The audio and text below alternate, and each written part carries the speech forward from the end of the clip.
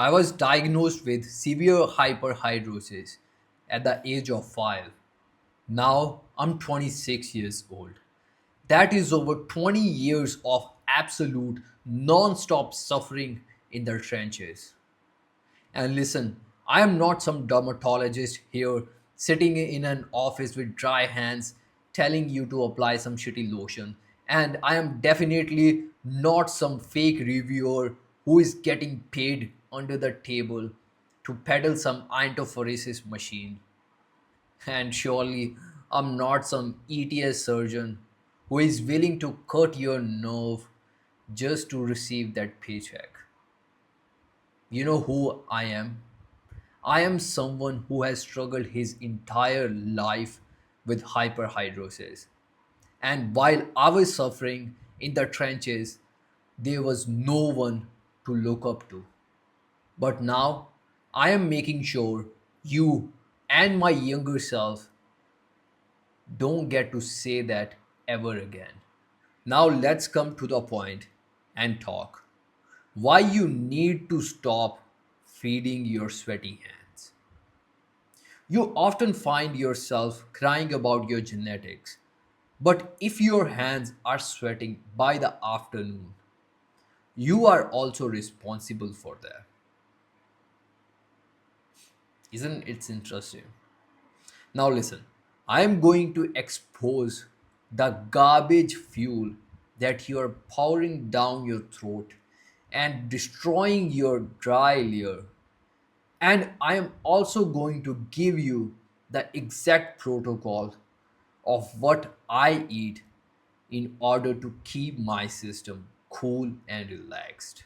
Your body operates on a hyperhidrosis load. Think of it like a physical pressure valve. Throughout the day, stress builds up, heat builds up inside your system. And when that load hits up the absolute limit, it shatters your dry layer and the sweat breaks through. Throughout the 2 decades of my trial and error, what I have realized is that what we eat and what we drink act as a manual override on that valve. If your hands are dripping sweat in the afternoon, it's not just your genetics, it's also what you put inside your mouth. Now, let's go over and talk about the three hidden enemies that you are not aware of and that are keeping you weak and wet. First up, alcohol. This is the trigger that completely blindsided me. And I am personally not a fan of alcohol, but I make exceptions like twice or thrice a year, maybe on some special occasions. And I remember just few weeks ago, I had one drink. It was some special occasion, and I decided to have a drink. And once I had that drink, after a few minutes, I started noticing the difference. I started feeling the sudden spike inside my nervous system, and within few minutes, the sweat break through. But because I am actively treating my sweat, if you watch me from a long time, you already know this. I stay dry throughout my day. It's not a big problem for me now. And after the alcohol, the difference wasn't that big for me. I might got little dampness inside my palms, but nothing crazy like it used to be earlier, like dripping sweat, something like that.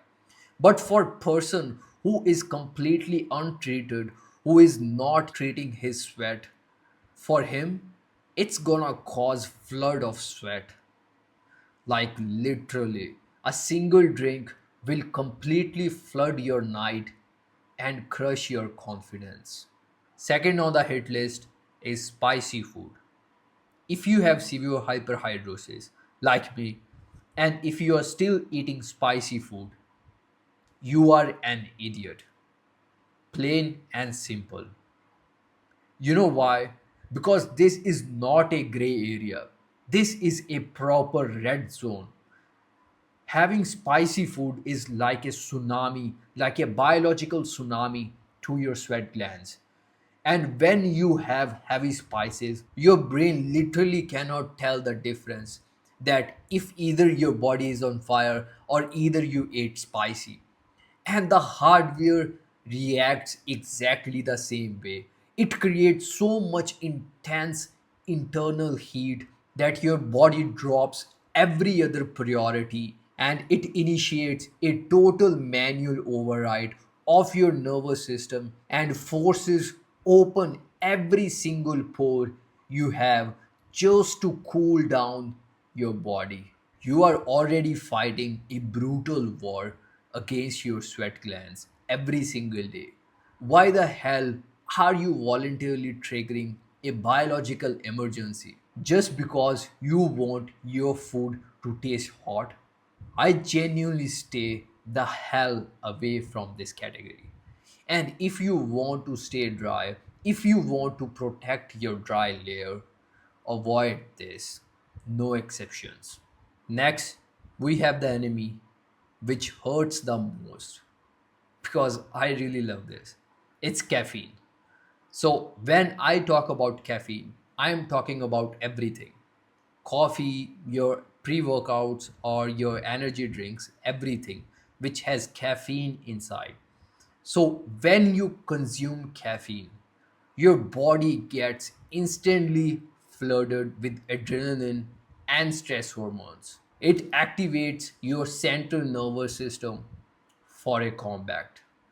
You might be sitting, at your office looking at a spreadsheet, but your brain or your body is literally preparing for a fight. That's why your heart rate spikes up, your breathing gets shallow, and your hands start dripping. As I mentioned earlier, I am a coffee lover, and having coffee on a daily basis means a lot to me. So for this, I have created a way around hyperhidrosis where I can still enjoy coffee and still, tackle my hyperhidrosis. But for this is a complicated video and I will probably make another guide on this in the future. But if you want it right now, I will have this guide inside my free hyperhidrosis community. The link is going to be in the description. If you want, you can join and you can start even enjoying caffeine. So if everything is triggering the hardware, what do we actually eat in order to stay dry? So I have discovered this thing and I call this the cool mode of your nervous system. Here we try to keep our blood sugar levels flat line. If you have no spikes, no crashes, complete internal flat line, then your nervous system stay calm into the cool mode. Now, number one I have is Greek yogurt. I have this daily. It's high in protein and it's easy on your stomach and it's physically cooling. It digests cleanly without forcing your internal engine to redline just to process it. Secondly, salad and heavy fibers.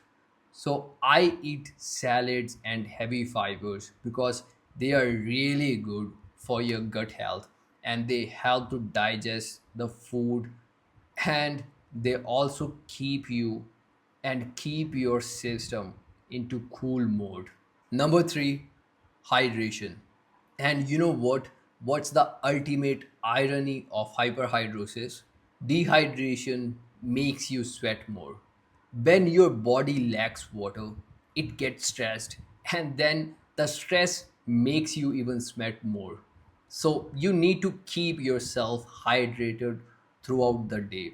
And I aim to drink at least 3 liters of water. You can start with just 2 liters and you can work your way up. I know it's an unsexy answer, but you have to believe me. So, you did not ask for this broken hardware. You did not ask to be diagnosed at the age of 5, like I was.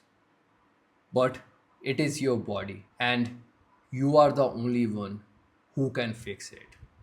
You can keep playing the victim, keep on making excuses, keep on crying about your genetics, or you can start controlling your variables. If you are still struggling with sweaty hands, you have two options. Click here to learn more about them. I will see you right there.